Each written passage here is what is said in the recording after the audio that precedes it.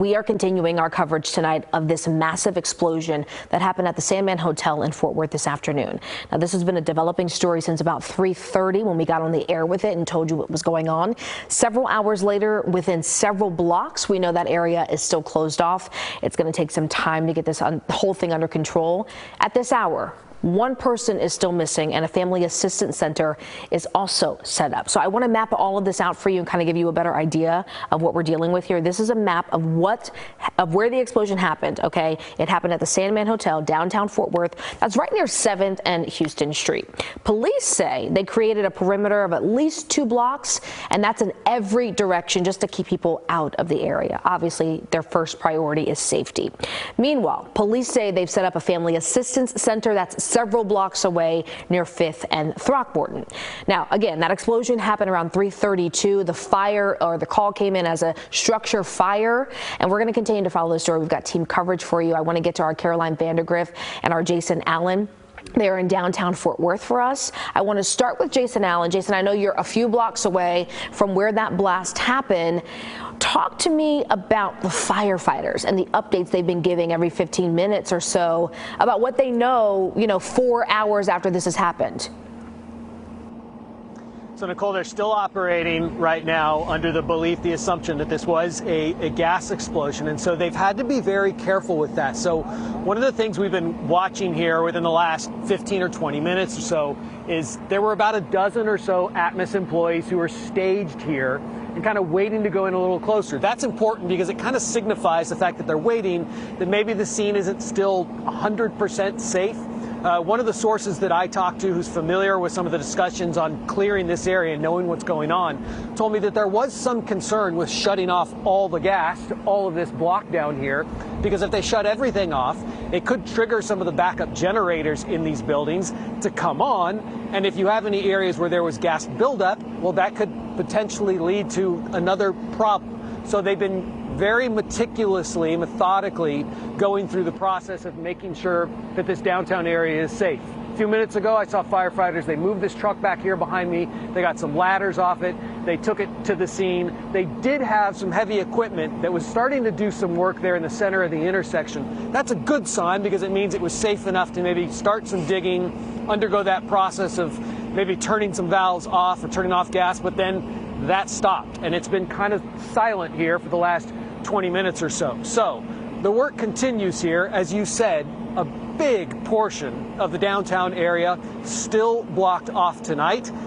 Probably looks like it will be blocked off for some time because the activity here at the scene of the explosion, Nicole, not slowing down. It looks like they still got a lot of work to do. That's right. And as we mentioned earlier, what you see on the screen versus what the actual scene is, 2 totally different pictures. And Jason, I'm sure anybody who's covered a gas leak, gas explosion, this thing takes days. It is tricky. You have to be thorough. And that's why Atmos was probably out there just trying to make sure all their bases were covered. We appreciate your update, Jason. Thank you so much. Be careful out there. I want to get to Caroline Vandergriff. She's also in downtown Fort Worth. And Caroline, I know you've spent the evening trying to find out, are families reuniting? Is anyone still missing at this hour? It's really a developing situation. It's fluid. So what have you been seeing and hearing out there as well? Well, Nicole, I wanted to let you know, I know you mentioned at the top that they were still looking for one person. We did just speak to the public information officer for the fire department just a few minutes ago, and he said they believe everyone is accounted for at this hour, but they are doing a secondary sweep to make sure that everyone is out of that building. They described the initial scene as chaos when they got there, and your first search, your first pass through of the building is a quick one. And so after that, they've gone back into do more searches, more thorough searches, and that's when they were actually able to find an additional patient. What we know from MedStar is 21 people total have reported injuries. 20 were treated on scene. Of those 20, 1 is in critical condition, 4 in serious, and the rest had non-life-threatening injuries. Another patient actually self-reported to the hospital, got themselves there on their own, and had non-life-threatening injuries. MedStar did say those patients were taken to multiple hospitals in this area. They didn't want to take them all to one hospital and overwhelm the resources there. And at this point, no fatalities, just those 21 people people who have reported injuries that we mentioned. Our photojournalist did speak to a witness on scene who saw it happen, saw a dust kind of explosion in the air, and as it cleared could see people bleeding and injured, went to help, and honestly said that it reminded her of 9/11. And so that's kind of the level of chaos we know initially of what first responders saw and ran into as they found people to treat and as they found people to help in this situation. And again, they are doing those final checks, but we believe at this point that everyone has been accounted for. But just in case there are still family members, people who are unsure, can't reach their loved ones, there is that family reunification point, and firefighters wanted to make sure to get that information out there. So take a listen to that.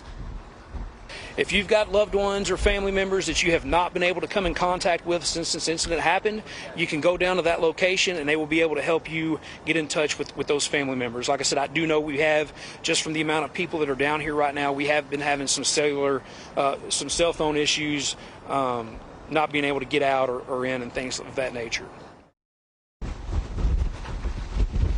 The hotel was operational at the time. We know 26 rooms were occupied, and the mayor even spoke about how this hotel had recently been renovated, and another reporter had asked if that played a role in this gas explosion, any of the construction going on. It's still unclear if that played a role, but the mayor did say, you know, it is a loss, and it's heartbreaking for downtown Fort Worth to see a historic building like that suffer so much damage.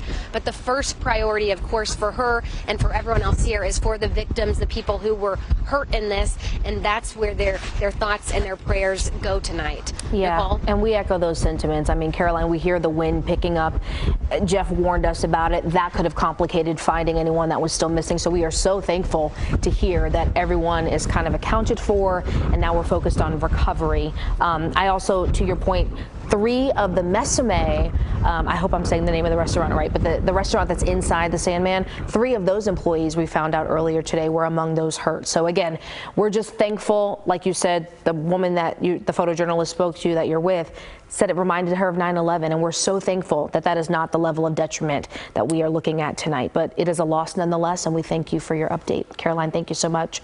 I want to get to some viewer video. This was taken from the scene that Caroline just mentioned. This was the chaos earlier. We got this video from Josh Ingleton, and you can see the smoke there. It's clouding right on top of the left side of your screen. You hear the sirens. People are in the streets trying to figure out what is going on. Again, several people were taken to the hospital after that blast this afternoon at the Sandman Hotel. Firefighters say, again, there was some construction happening before the blast, but they're not linking those two things together at this point.